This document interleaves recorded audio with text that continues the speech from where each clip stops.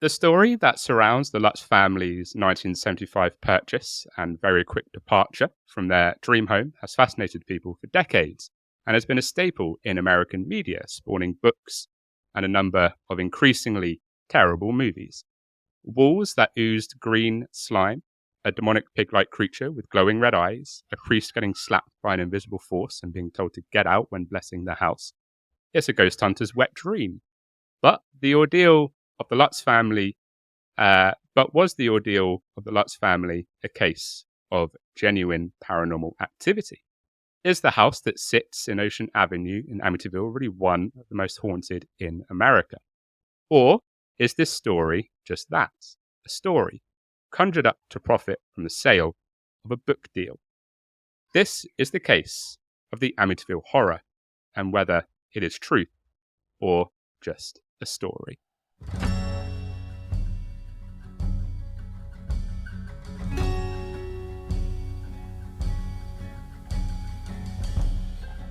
Hello, everybody. It's Dom. And Amy. And welcome to this week's episode of Horror House. Please take this as your reminder, as per usual, that you are a wonderful, wonderful human being who is awesome and so damn cool because you're listening to us. And we love and appreciate the support you give us all the time. We never take it for granted. We wouldn't be doing this without you. So thank you for once again tuning in. And lastly, just keep being you, because you are pretty goddamn awesome. Amy, how are you doing today, my lovely? It's been a minute since we recorded together. It has been a hot minute. I am very good. I'm very excited. I am keen for this episode. Not that I'm not keen for every episode that we do, because obviously I am. But this one in particular is very exciting, and I'm very much looking forward to it. So, yes, I'm in a very good mood. And I've had a really shitty day, so I'm really glad that we're doing this. And it's very nice to see you. Oh, well, it's lovely to see you too, my love. And I'm glad that you're looking forward to this. No, I'm excited to talk about this one. It's been in the bag for a while, and I was telling you before that I was a little bit hesitant to cover it because, I don't know if I would classify myself as a skeptic, but I didn't want to sort of talk about something that I'm not a massive total believer in, but at the same time, it's quite an interesting topic to talk about, I think. Yeah, for sure. I'm a little bit nervous about it as well because this is.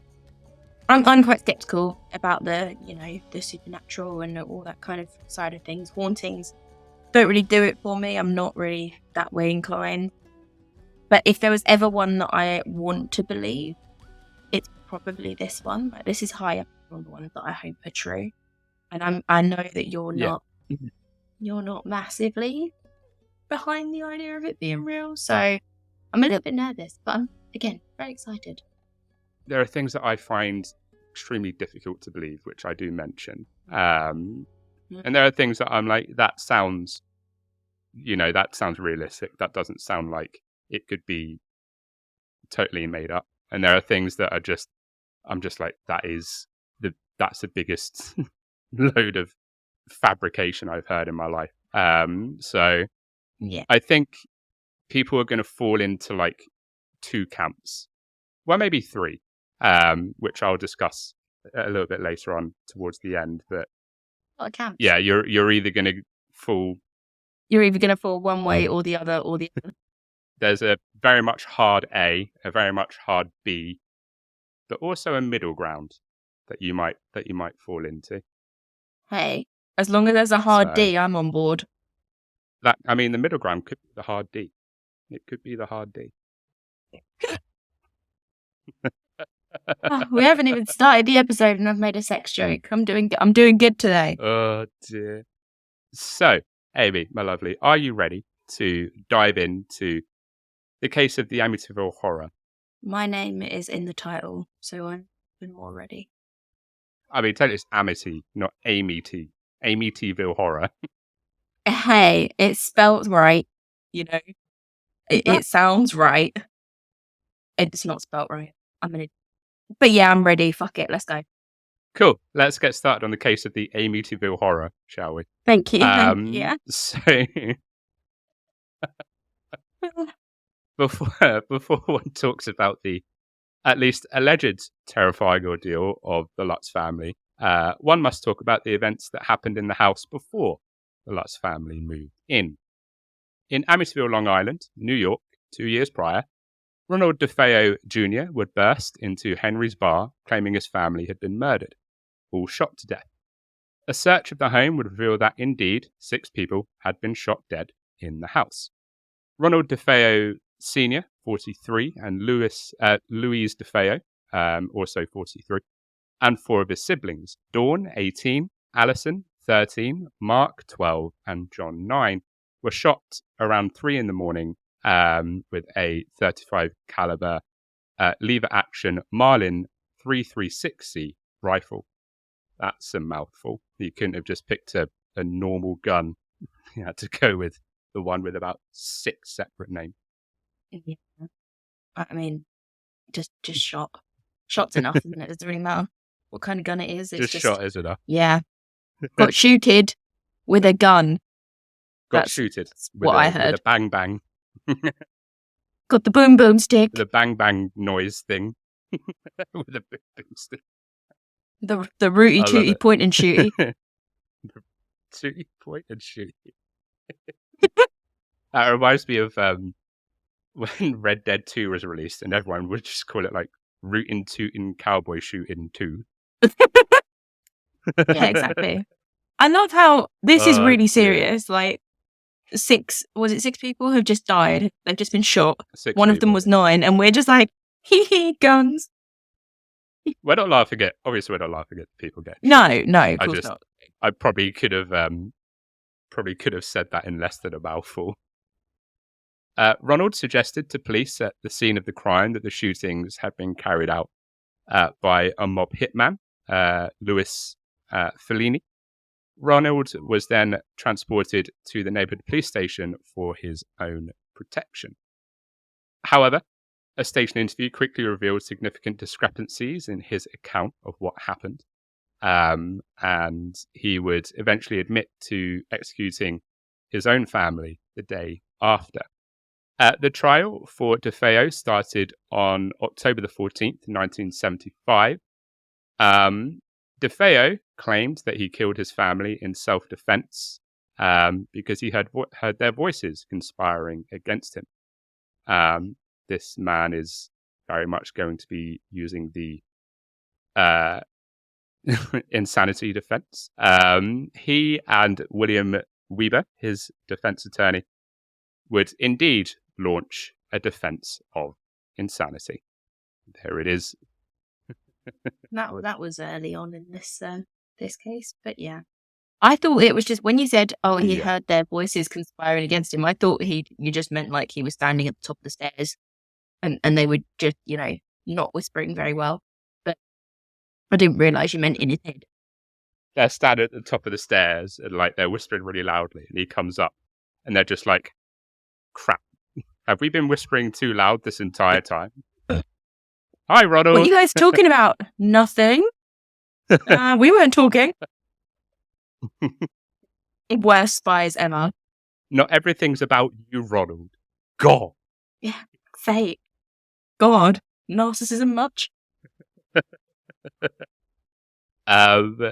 Daniel Schwartz, the defense psychiatrist, agreed with the insanity plea. Although DeFeo used heroin and LSD, according to the prosecution's psychiatrist, Dr. Harold Zolan, he also had antisocial personality disorder and was conscious of his activities at the time of the murder. And therein lies the paradox of the insanity defense, especially as Ronnie would later admit that the whole hearing voices things was shockingly just a ploy for an insanity defense. He was very much admitted that there were no voices at all. So, I mean, come. Yeah. It's the oldest trick in the book. Although, heroin and LSD, blimey, not good on you. that's not what I meant at all. Drugs are bad. It's not good. But that's, those are some hardcore drugs. Yeah. And I suppose maybe he was hearing voices, but not because there was an evil force guiding him. He was just fucking drugged out of his mind. Yeah. Yeah. We're all hearing voices with that in our system. Yeah, exactly. Exactly. It's we've talked about it before, and, you've talked about it before. It's the insanity defense is, is it really a acceptable sort of defense of yourself? Not really, because you're conscious of your own activities at the time. But although in this case, maybe not. Like, he might not be mental, but he might also not be conscious of his activities if he's off his nut on that nice little combination. What a delightful little cocktail with narcotics. Rather unsurprisingly, DeFeo would be found guilty of 6 charges of second-degree murder on November the 21st, 1975. On December the 4th, 1975, Judge Thomas Stark would sentence DeFeo to 6 sentences of 25 years to life.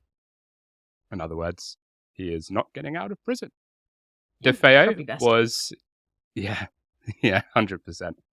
DeFeo was incarcerated at the Sullivan Correctional Facility in the New York town of Fallsburg, and up to his passing in 2001, the parole board had rejected every single one of his pleas and appeals.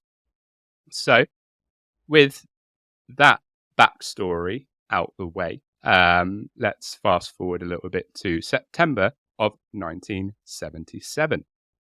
The spectral terrorism experienced by the succeeding occupants of what was then 112 Ocean Avenue is described in Jay Anson's The Amityville Horror, a True Story novel. Since it was published, practically every aspect of the book has been questioned, which has resulted in numerous lawsuits from the people involved in it.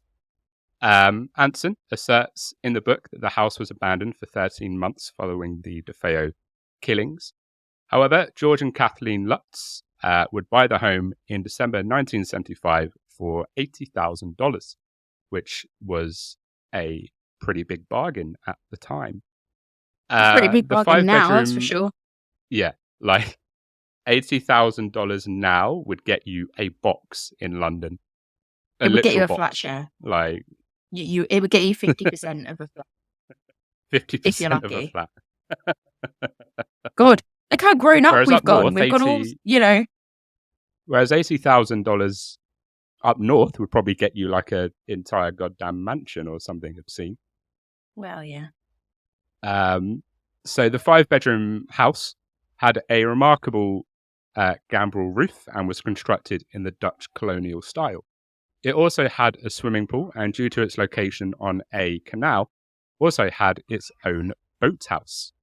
Fancy. What the hell? Right, I know what's going to happen. And I'm fully aware of the history of this house. But fuck it, you're damn straight I'm buying that for £80,000. That is a bargain. Yeah.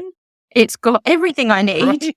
I don't care if there's potential for me to get murdered. Like, I can live with that. There's always potential for you to get murdered. That's a steal. Sign me up. Right. Like, that is obscene for $80,000. Obviously, there's a reason why it's $80,000, but at the same time, that's a lot of house for $80,000. When George and Kathy got married in July 1975, they each already owned a home, but they desired a fresh start with a new one. From a previous marriage, Kathy had 3 children, Daniel 9, Christopher 7, and Melissa or Missy, aged 5. Additionally, they had Harry, who was a Malamute Labrador mix. And if it's anything like the Ryan Reynolds film, that dog would have been goddamn adorable. Yeah. Sorry, I got distracted. And I can imagine it was a Ryan Reynolds film. Huge... I'm just gonna take a moment to myself. Please continue. Oh dear. every man and woman listening to this podcast has now had a mess in their trousers. We understand. It's Ryan Reynolds. He does that. If you don't know what we're talking about, you don't need to watch the film. Just Google Amityville, Ryan Reynolds, and enjoy. You're very welcome. It's a feast for the eyes. I don't even know what I'm doing anymore. Are you? Yeah. What? Haunted? Yeah. Amy, get it together. God Sorry. damn. Yeah, no, I'm here. I'm professional. I'm back in the room. Let's go. Oh, dear. Very warm all of a sudden, but it's fine. The real estate... The real estate agent did inform them of the DeFeo killings during their initial home inspection and inquired as to how this would influence their decision. They would discuss it and they would determine that there was no issue and they would carry on with the purchase of the house. I mean, 80G for a pretty nice house, I think I would go through with it. Like, the ghouls can either like it and we can vibe, or they can go and find some other house to haunt. Like, let's be honest, they're probably not paying rent or the bills. Like, so they can like it or they can fuck off. Yeah, agreed.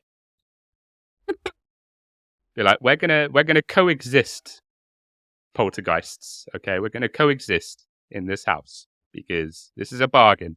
All right, goddamn. On December the 18th, 1975, the Lutz family would move in. Since it was included in the deal for $400, the majority of the DeFeo family's furniture was still present in the house. I'm not sure if I would have kept that. No. That's a bit. That's Ugh. me. It's a bit. No. I mean, it's a fair deal Yeah. for $400. Like, bargain, but also, where did they die? Is there death juice on it? I don't. Yeah. Just clean that. Exactly. Like, even if it's just like a dining room table, I'll just be like, you know what? I don't particularly want that in the house. Can we get rid of that? Right, let's get our own furniture in. Thank you. That kind of feels like as well. If you're keeping their old furniture, then you're sort of asking to be haunted. Like, yeah, just cleanse it. Just cleanse the whole place. Get your sage out. You know, get your selenite out. Do whatever you need to do. Cleanse that shit, and then think about moving in. Granted, it's a bargain, but maybe just to be on the safe side, just get some holy water or something. I don't know, whatever. But definitely get rid of the furniture. Is the point that I'm making. Yeah. And to be fair, the DeFeo family did have a priest come by and bless the house as they moved in. However, it wouldn't be long before spooky events would start to plague Ocean Avenue. The first of these being by the actual priest who was blessing the house. According to Lutz, the priest claimed that in the sewing room, he felt an invisible hand hit him and heard a voice command, "Get out." The priest then reportedly developed flu-like symptoms and started bleeding from his hands. But that would be only the beginning COVID. Of all of these ghoulish goings on. For instance, George claimed to awaken every day at 3:15 a.m., the precise moment the purported killings had taken place. Missy started conversing with an imaginary or possibly demonic being named Jody. Kathy would also claim to have levitated above her bed before awakening to welts on her chest. Mm-hmm. I mean... It's a lot of things. That's a lot of different things. It is a lot of different things. And it doesn't sound too unbelievable either. That all sounds quite standard haunted house behavior. Yeah. But, come on, I feel like you're about to give me a buck. Not give me a buck, do it. But, you know what I mean. But goose. I mean, I do like a we all love a butt. Come on, we all love a good butt. But Okay, I can't stop saying but now. For fuck's sake. What I mean is, I feel like you're about to say, yeah, it all sounds believable and it all sounds pretty, normal. But what's the but, Dom? Tell me the but. I just want to see how many times you can say but. Now I'm just thinking about butts. Don't, because I'll get distracted again. Now I'm thinking about Ryan Reynolds' butt. Oh, God. Yeah. Ryan Reynolds is getting all the shout outs in this episode. God damn. Ryan Reynolds deserves all the shout outs. I'm hoping if I say it enough, I'll conjure him. True. What would you do if we say his name enough times, he just appears on the screen in a third window? Flood my fucking basement, mate, is what I'd do. And then, I don't know. God, dear, think of something to say. I have no idea. I mean, trying to see you string a sentence together would be quite entertaining. I won't lie. Hard enough on a regular day. It would be like if Bailey Sarian just appeared on this call, then you would have to take the rest of the episode because I wouldn't be able to function properly. That's fine. It's not I can handle it. It would just be me drooling for like half an hour as you just like try and salvage the recording. That's fine. I think I could probably talk to him. I think once I got over the initial, holy shit, it's Ryan Reynolds, holy shit, I need to change my pants. I think after that, I'd be like, no, okay, come on, Amy, put it together. He's just a man, you're just a woman. We've all got the right working parts here. Let's make it happen. That is my process of flirting, by the way. Jesus. Like generally, if that happens, it starts off with, holy shit, that person's really attractive. And then I get all shy for a minute and have to take a moment to myself. And then I go, no, actually, do you know what? Fuck it. And I get really aggressive. And then once I hit the aggressive stage, you know that I like you.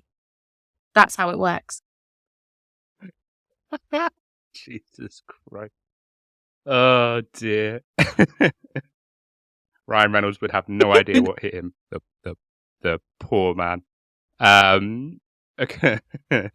According to Lutz, there were odors in the house.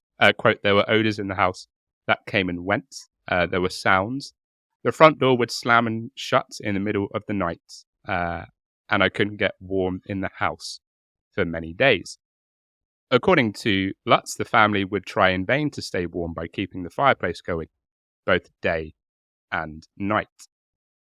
When they would wake up in the morning, they would discover odd gelatinous droplets on the carpet.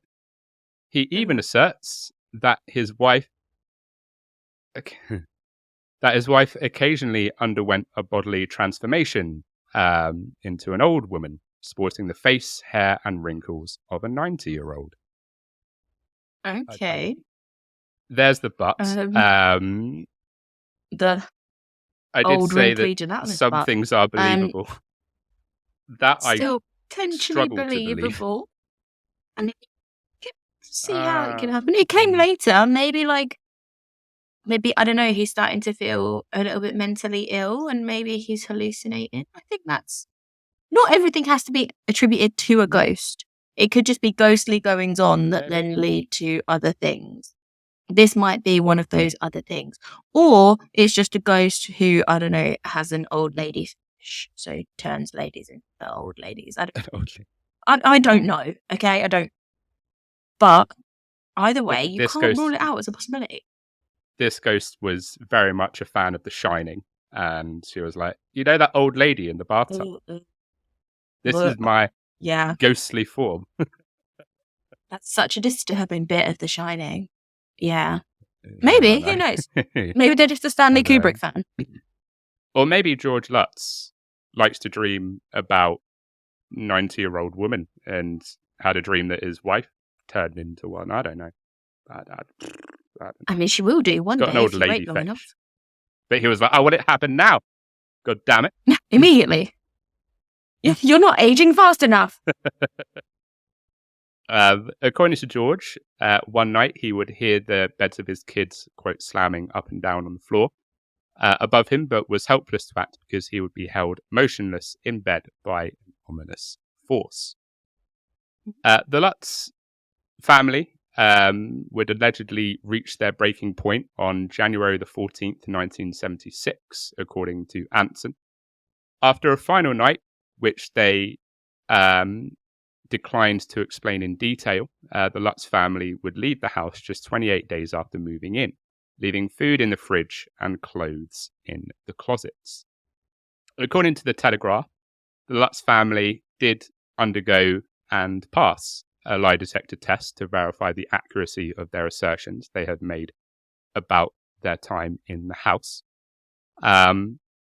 However, the subsequent owners of the property have asserted that they have never encountered anything even quite comparable to the disturbances the Lutzes allegedly experienced. Quote, nothing weird ever happened except for people coming by because of the book and the movie, said James Cromartie, who lived in the house from 1977 to 1987. Obviously, the ghouls weren't equal opportunity mischief makers. That's an interesting little tidbit. I'm not sure how I buy lie detector results, I'll be honest. There is a reason why polygraph tests aren't admissible evidence in court. They're not the most I don't know if this is like for certain, but I have read that it's not particularly difficult to cheat a lie detector test. Like, you can pass them relatively easily. I think it all depends on the questions you're being asked as well. Like, because those have to be some pretty specific questions. Like, you can't say to someone, was a ghost doing this to you? Because you don't know the answer to that question. Like, you can't say yes and it be the truth because you don't know for certain. But you also can't say no and it be the truth if that's what you think might be happening. So I don't know how conclusive it would be in that sense. Like, all you can really ask them is, do you believe that a ghost or a supernatural entity is doing this to you? To which they can answer yes, which would be the truth, but it doesn't prove anything. So I don't know. It's a bit of a weird one. It's a weird scenario to do a lie detector in anyway. Yeah.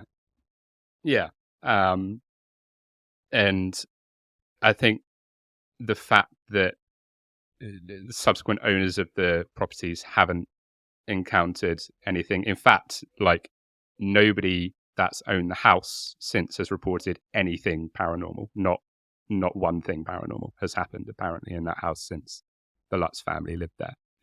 So, see, I can kind of believe that though, because I don't know. I don't want to like dive into too much paranormal, myth or whatever.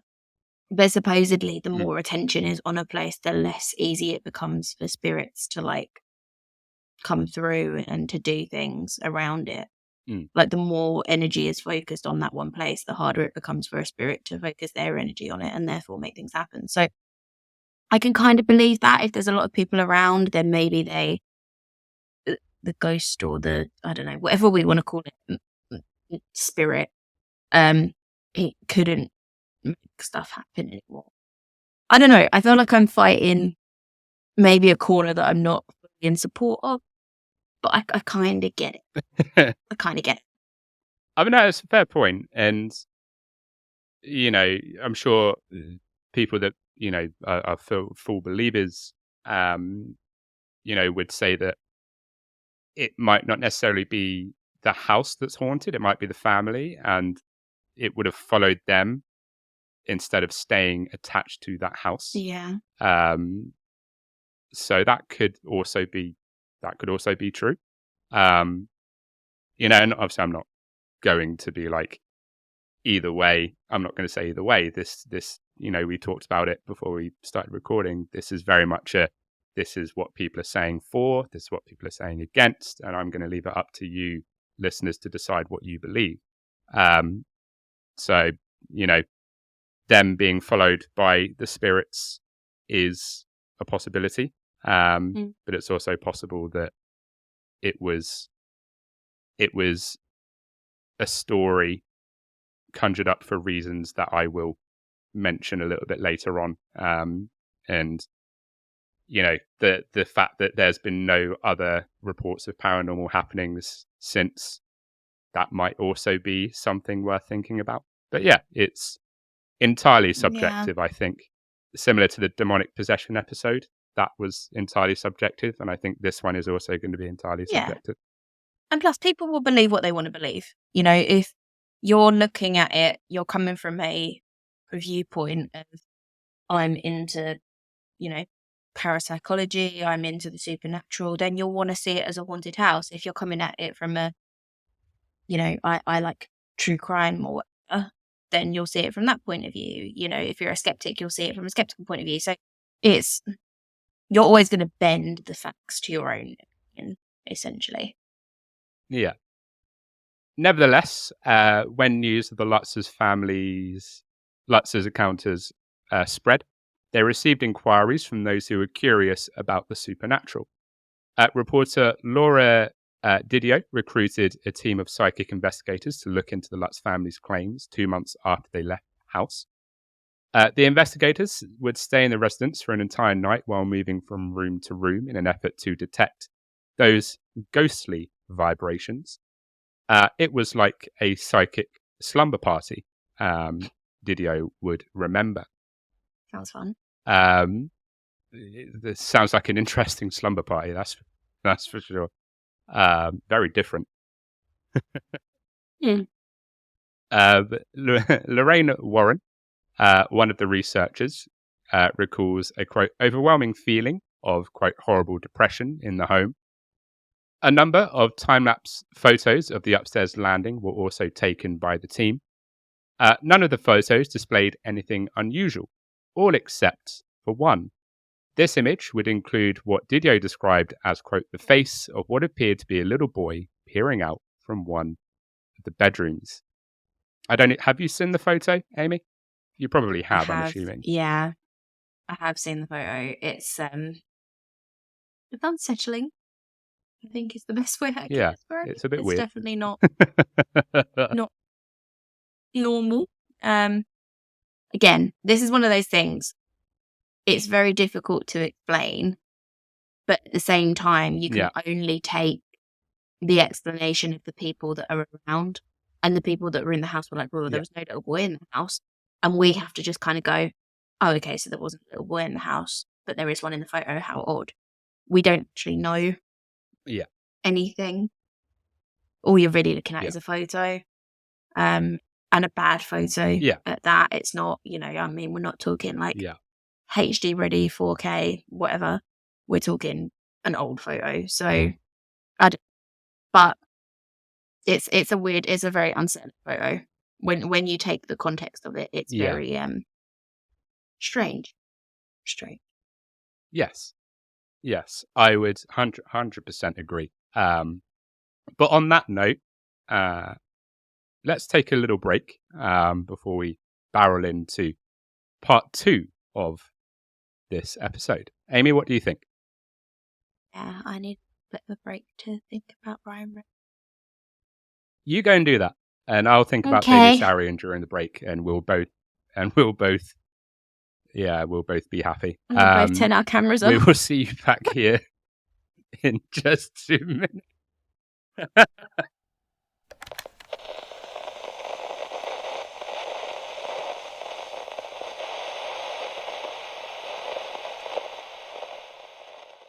Welcome back to our terrifying tale, our paranormal party, as Amy coined.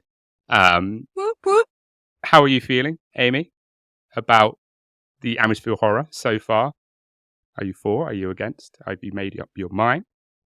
I had to really stop my intrusive thoughts just then from saying what I wanted to say. So now I'm just pausing while I rethink of an appropriate response. I'm feeling good. I said it at the start of the episode, I really want this to be the case that proves that paranormal activity exists. But so far, I don't think. I think it's just I think it's a lot of people in one A good house story. that are probably all talking about it, probably all sharing experiences that they think that they've had and feeding off of each other. I think that's more likely. Okay. But I'd like it to be true. Okay. That's a fair... Oh my god. Oh my god, what was that? I thought you I'm slapped so like sorry. a bug or something. No, it's my fucking lighting. I'm just having a bad studio day. It's not going well. Good lord. It's fine. I think I've sorted it now. Everything's all right. Everyone's alive. Maybe it was just something paranormal. Bloody hell. Maybe they were Maybe like, my you ring don't light is believe we haunted. haunted this house. My ring light is haunted. That's the only explanation here. Absolutely. It's the only logical explanation. Haunted ring. Cool. So in part 1, we talked about the Lutz's family's stay in the house and what they experienced, or what they said they experienced, and a little psychic slumber party that went there to see the ghouls and the ghosties. So in part 2, we're going to talk a little bit more about the evidence for, the evidence against, and what other people have said about the Amityville Horror. So Ed Warren would say in the 2000 documentary, Amityville Horror or Hoax, quote, "This is no ordinary house. On a scale of 1 to 10, this was a 10. For those who don't know, Ed and Lorraine Warren were paranormal investigators and authors. Ed was a self-taught and self-professed, emphasis on the second one, self-professed demonologist, and Lorraine would profess to being a clairvoyant and a light trance medium. They are obviously known for their involvement in many cases of paranormal activity. The Perron family haunting is one, obviously the Amityville case, and the Enfield haunting, with their cases serving as the basis for the Conjuring series. Even though The Conjuring 2 would greatly exaggerate their involvement in that case. They weren't involved anywhere near to the amount that they are depicted in that movie.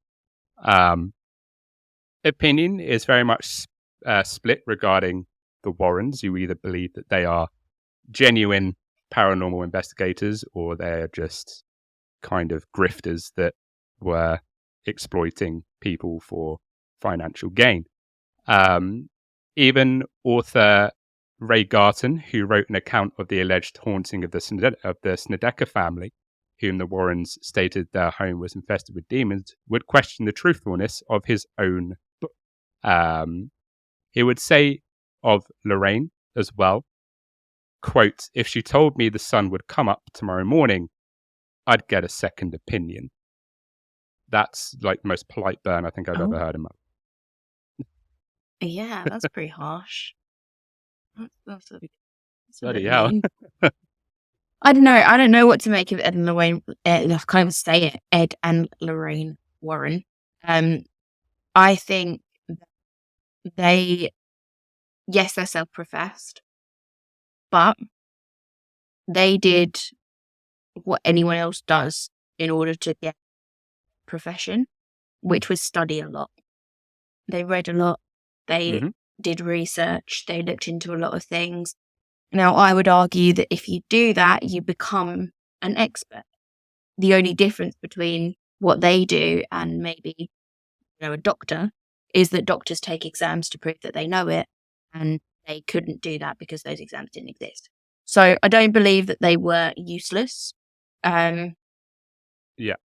It's difficult, but I do think that they were probably very, very knowledgeable. And I think that they helped a lot of people that didn't know where else to turn. This being one of those cases, like who else do you go to? If you genuinely believe that you are haunted and that you are having paranormal experience and no one else believes you, where do you go other than someone like that who has other experiences that are similar? And if they validate you and make you feel better about the situation, then why the fuck not? who cares?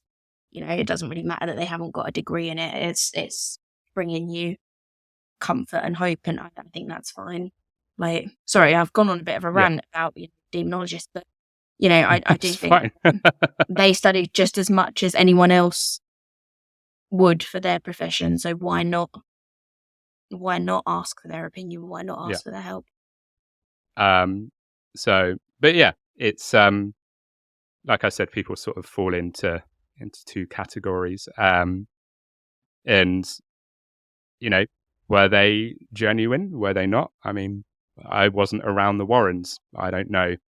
I can't say whether they were genuine or not. There are things that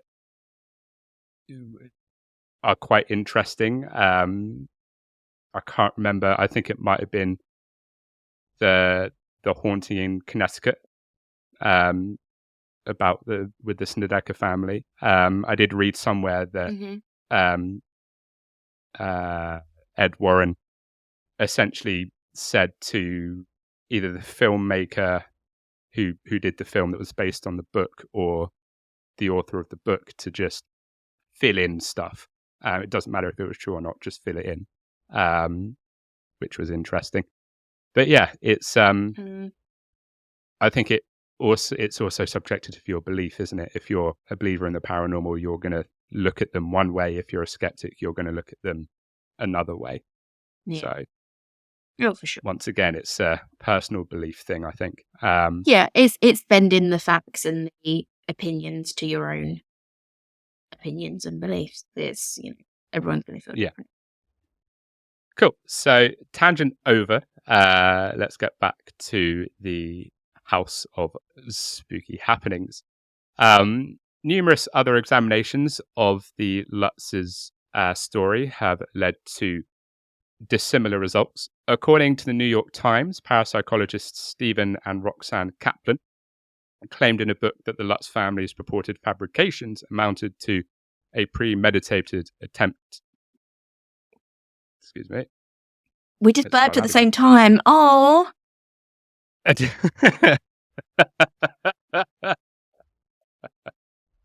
How so cute. Adorable. How cute.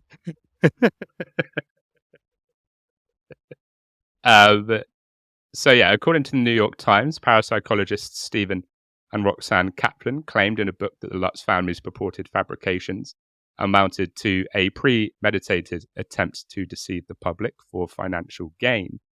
They noted several obvious inconsistencies in the various accounts of the incident. They assert that the Lutz couple invented the occult event to profit from associated media attention. That's quite a prevalent theory. Some people also point at that being a theory because the Lutz family were in quite a big amount of debt. So they needed some money. So. Yeah, okay.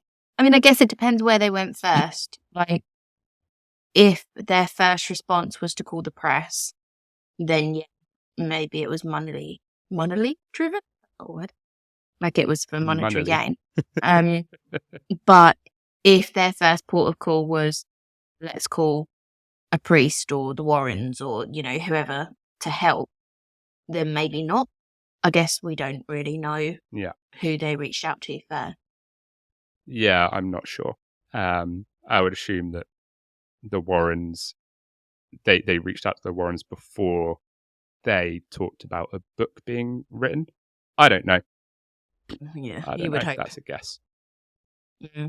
Yeah. If they want people to believe it's genuine, then you would expect them to not go and running to write a book before they're like, oh no, wait, let's get someone to the house and have a look.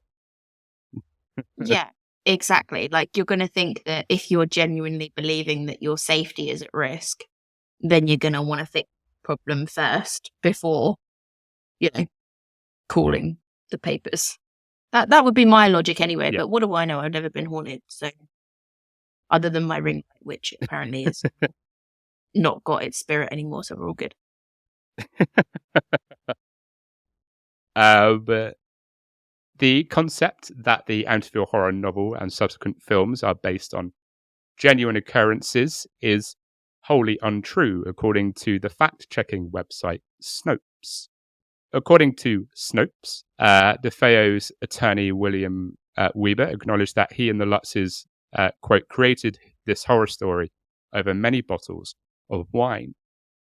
According to Weber, the Lutzes began their conversation in a, quote, reserved manner and without any ranting and raving going on.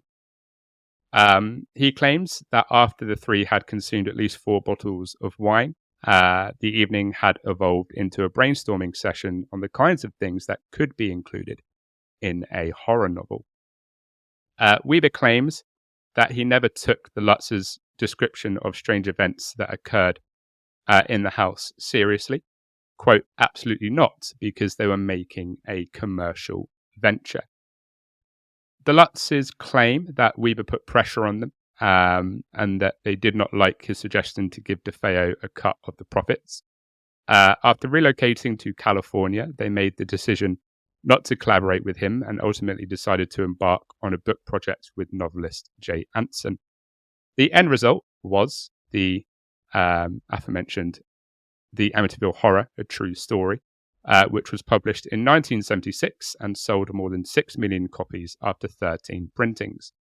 3 years after its initial release, the movie adaptation also became a tremendous box office hit. However, the Lutzes never entered into a contract with Anson, and according to the family, the book and the movie only brought in approximately $300,000. So, doesn't sound like a massive amount of money. I mean, it's not, but it's still profit. I don't know. I would argue that if there's any profit, it's probably going to go against. As soon as you take money out of something, it goes against your believability. It slackens your integrity. So I would argue that any profit is going to make it seem like maybe there's other things that could be questioned. Like, even if it was rooted in truth, by taking money from it, you're going to make people think that, okay, well, some of this is exaggerated or some of this isn't exactly as things happened. That would be my thought process anyway. Like, if I'd have heard this story and then right at the very, very end of the story, you said to me, oh, and then they made a movie and made, 300 grand. Granted, 300 grand isn't very much when you think about book sales and movie rights and all of that sort of stuff. But as soon as you tell me that they've made money off of, my brain automatically goes, oh, okay. So it wasn't bad then. Yeah. Yeah. Do you know what I mean? Like, if you're happy to relive it and to see it brought to life on pages, on the big screen, if you're okay with that happening, then it's obviously not as bad as you maybe was. Or I don't know. I feel like I'm really generalizing there, but it's definitely odd. It's a fair point. Yeah, it's a fair point. And I suppose $300,000 in the late 70s was probably quite a bit of money. I don't know what that equates to in 2023 money, but back then it was probably a fair chunk of change.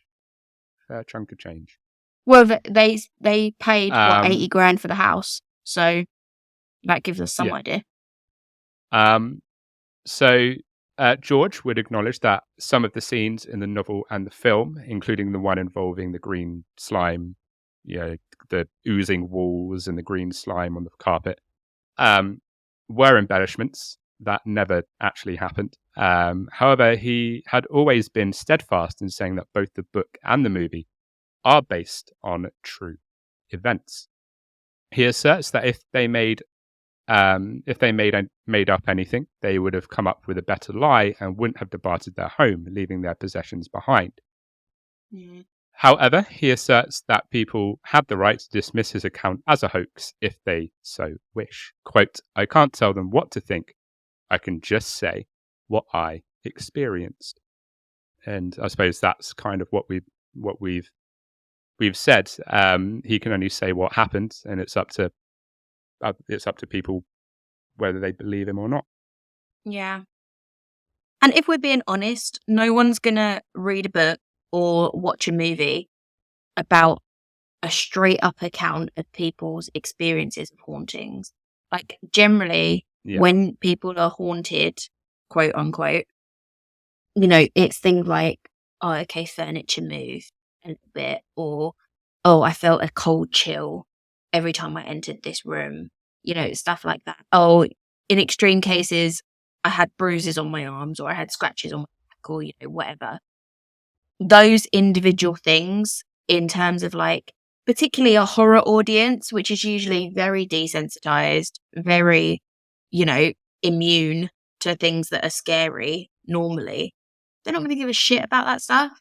So you have to embellish. You have to, make up oozing walls. You have to make up violent attacks and, all of this stuff just to keep people entertained. And that's what ultimately a movie maker or a book writer, what a terrible way of saying author, what an author is going to do is embellish. So I think to have a go at the family for that maybe isn't the right way to direct that aggression.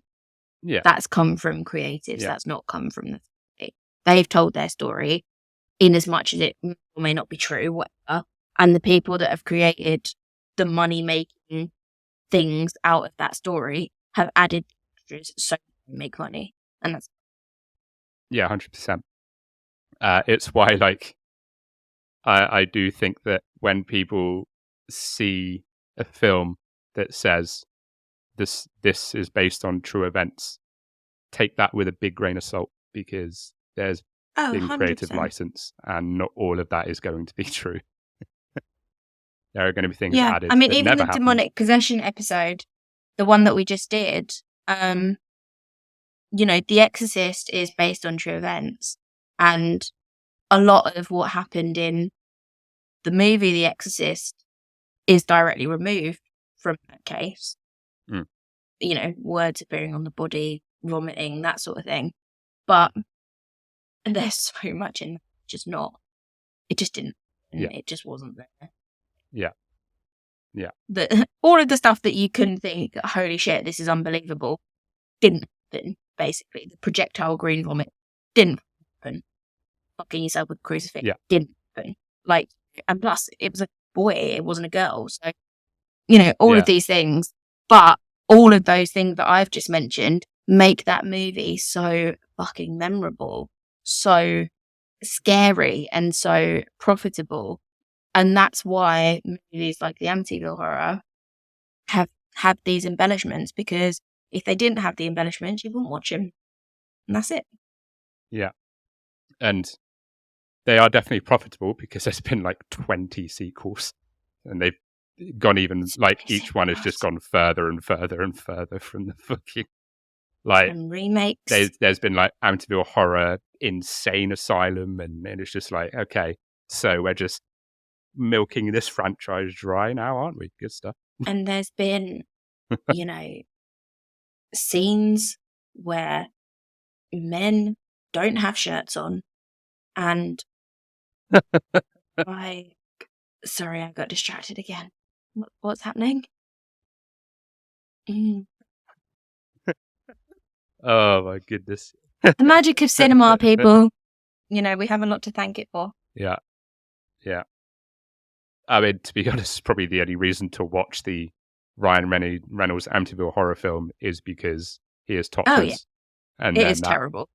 You just need to watch really that scene, movie. and then that's it. But it's worth watching. Just Oscar. Give that man an Oscar. Give the man an Oscar. What have films get an Oscar for?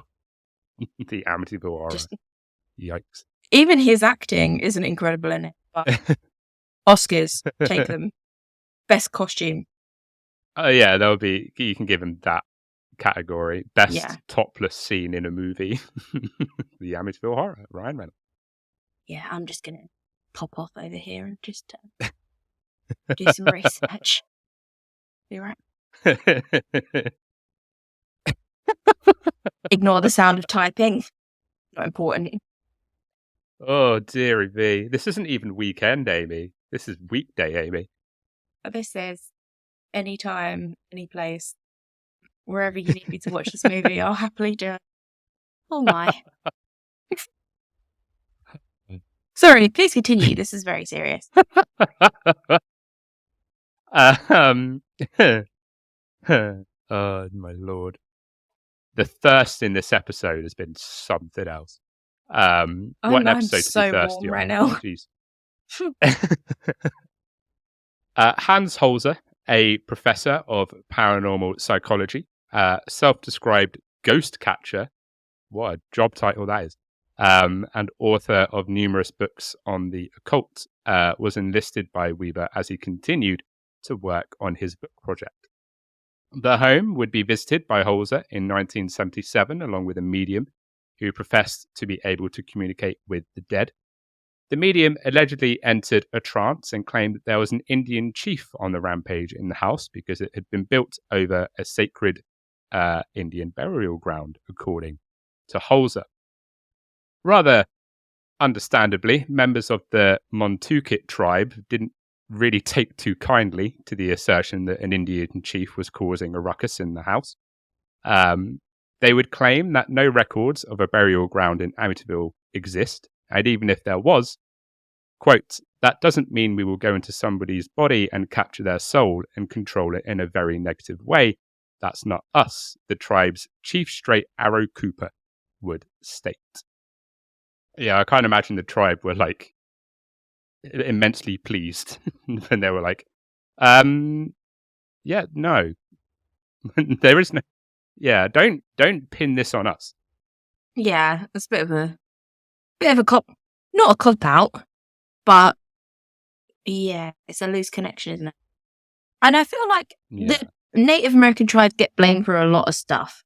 Like, there's a lot of things that happen that they're then like, oh, well, it's built on a Native American burial ground. Okay, not everything is a Native American burial ground. Yeah. You know, there can't be that many burial grounds. You can't blame everything on, because it's just impossible. So, and plus, what are the chances of it being on a Native American burial? Just leave them alone. Stop blaming them for things that aren't their fault. Yeah, exactly. Exactly. Do you think like the Indian chief just like accidentally knocked over like a vase in the house, and then they're just like, yeah, it's all him. It's all him. It's all his fault. the chief's just like, oh, like what? All I did was knock over something. God damn. Joe Nickel, a professional skeptic who has made a living of debunking claims of paranormal activity, holds that none of the claims, whether made by Holzer, the Lutzes, or anyone else, have any basis in reality. Quote, the bottom line is that it was a hoax, or is simply, at best, a matter that's not proven. And that's not very good for America's most famous haunted house. But how far can the Lutz family's claims be discounted as elaborate fabrications if they genuinely believe that they are true? This is the very question that the 2013 film My Amityville Horror poses. Daniel Lutz, Kathleen's child who witnessed the supposed phantom onslaught, reveals himself to be a man troubled by his history in interviews in the film. Daniel would say, quote, this is not something I asked for. I've been running away from it, and it finally caught up with me.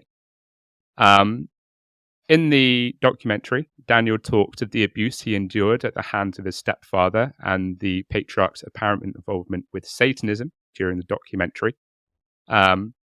Throughout various books and interviews, Daniel has remained true to the narratives that his mother and stepfather have presented.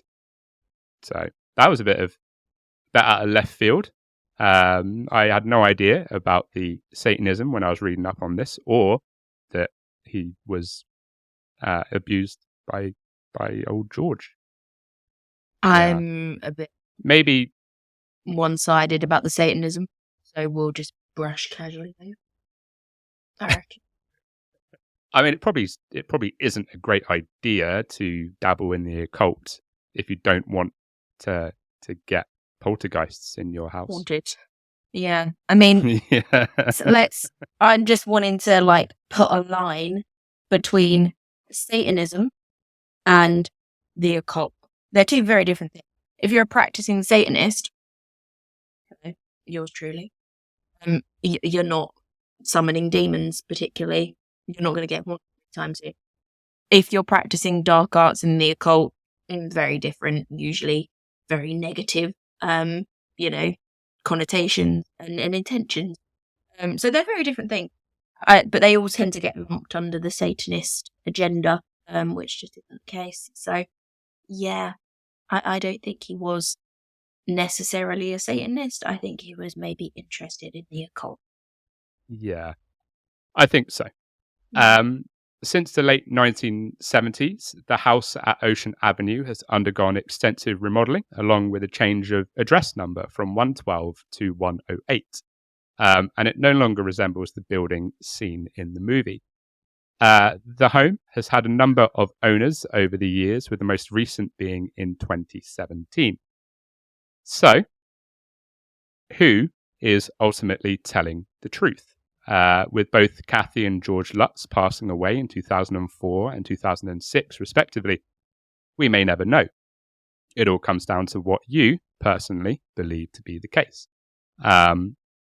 Though we touched on it earlier, it's worth remembering that nobody who has lived in the home since the Lutzes has reported any unusual goings on. But take that as you will.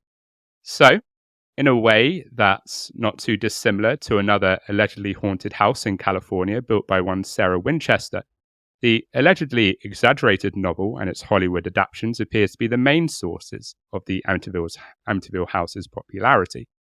After all, who doesn't love a good, old-fashioned ghost story? And to this day, those who are truly convinced of the 28-day paranormal onslaught still visit the home at Ocean Avenue, hoping that they just may catch a glimpse of the paranormal. But even with all that, maybe the true Amityville Horror isn't the alleged paranormal barrage suffered by the Lutz family after all. Maybe the true Amityville Horror is actually the methodical eradication of a family by Ronold DeFeo, who were just sleeping peacefully in their beds. And that's the case of the Amityville Horror. So, Amy, I pose you a question. Option 1. It's all genuine. It's all true. Everything that was stated did happen. Option 2. None of it happened, and it was all just a very good story to sell a book and make some money. Or option 3, it was true to an extent, and some things happened, some things that were stated to happen didn't happen, or it was embellished and made much bigger than it actually was. What would you go for if you had to choose? My heart, my dark, depressed, shriveled little heart, would love it to be number 1, to be that it was all true, and that the house was haunted, and that all of the things that happened, because there will always be a tiny part of me that wants to believe in the paranormal and the afterlife and everything that goes along with it. My head tells me that people can be very greedy and very money grabbing and very creative in the ways that they go after those sorts of things, be it money, be it fame, whatever they're looking for. So my head sort of says option 2 is quite likely, that none of it was real, and that none of it, they took a story that just happened to be a part of that home's past and came up with an idea, probably, as you mentioned, over a few bottles of wine, and just went with it and thought, we can gain something out of this, so let's go with it. And again, I think my head probably said 3 might also have happened. I think feeds into it. And yes, there was a horrific story, a horrific event at the house. And maybe there was one night where someone felt a ghostly hand, or they got a bit cold when they entered a room, or maybe there were a few nights where, George Lutz, he woke up at 3:15 coincidentally a few nights in a row, and they thought, oh, that's a bit weird. We all have moments like that. We all have those little instances where, oh, that's a bit odd. That's freaked me out a little bit. But then we move on and it doesn't mean anything. But to them, it was, oh, okay, well, we can talk about when we tell our story, the story that we spin to make money. So 3 seems feasible as well. To be honest, whatever one of those is true, I'm not 100% sure that I care. Like, I'm invested in the Amityville story. I enjoyed the book. I enjoy the movies. I enjoy just the whole lore around it. And whether that comes from what could potentially be a truly terrifying experience that was very real, or whether it comes from someone's imagination, doesn't really matter to me. Do you know what I mean? I also enjoy Harry Potter, and that came from someone's imagination. Granted, she's a dickhead. Yeah. But, it came from someone's imagination, and I'm fine with that. So either way, I don't know if it really makes too much of a difference for me. It created a fantastic horror story that I am a huge fan of. And whether it came from truth or whether it came from fiction, I don't really mind. I'm not really fussed. There's no crime. Do you know what I mean? They haven't committed a crime by telling this story, by making it, it's, granted they might have, told the odd porky, but no one really got hurt from that. And it meant that, this story was created, and I'm okay with it. I'm fine with it. That does not answer your question. I appreciate that. But there's my opinion. I mean, it kind of does. Like, I would probably give a similar answer. At the end of the day, it doesn't matter what we believe to be truth or, what we believe to be fact or fiction. If George Lutz and Kathy Lutz believe it to be true, then that's what matters. Doesn't matter what I think. Doesn't matter if I believe it or not. If I had to choose an option, my skeptical disposition would probably go with option. The option I can't. What number options now? The option that I said where it was 1, it's all real. 2, it's all fake. 3, it's a mixture of the 2. Okay, right. I would go with option 2, but there are things that do sound like they're feasible that could be looked at as paranormal. But there are also things that sound a little bit too Hollywood. His wife transforming into a 90-year-old woman before his eyes, I just can't buy that particularly. And he did admit that, the oozing walls was a fabrication. And the thing that just sticks with me, and I know that I've said it a few times, the thing that sticks with me is no other owner of that house has reported anything strange happening.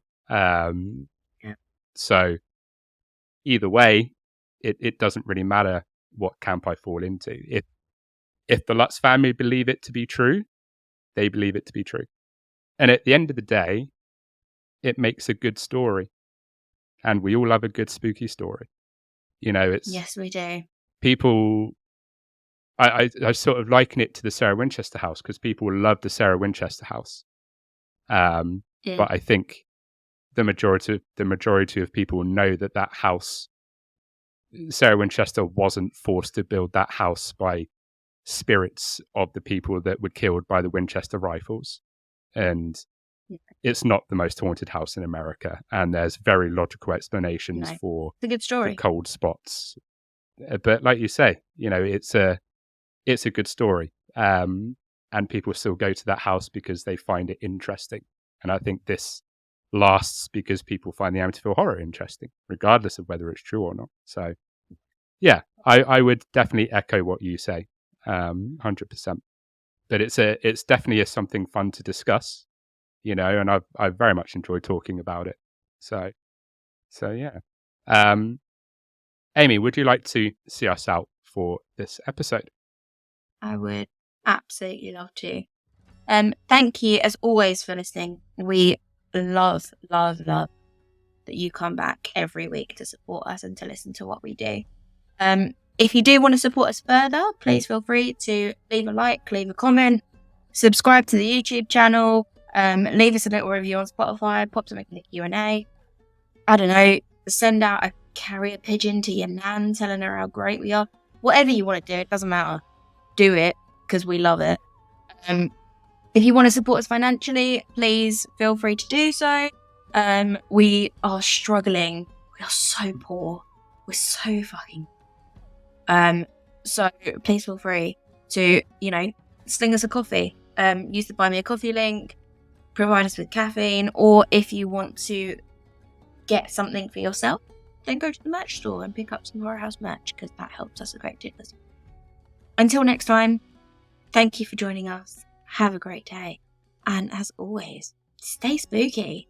Just stay spooky. Stay spooky, everybody. It's very apt for this episode. Definitely stay spooky. Hell yeah, it is.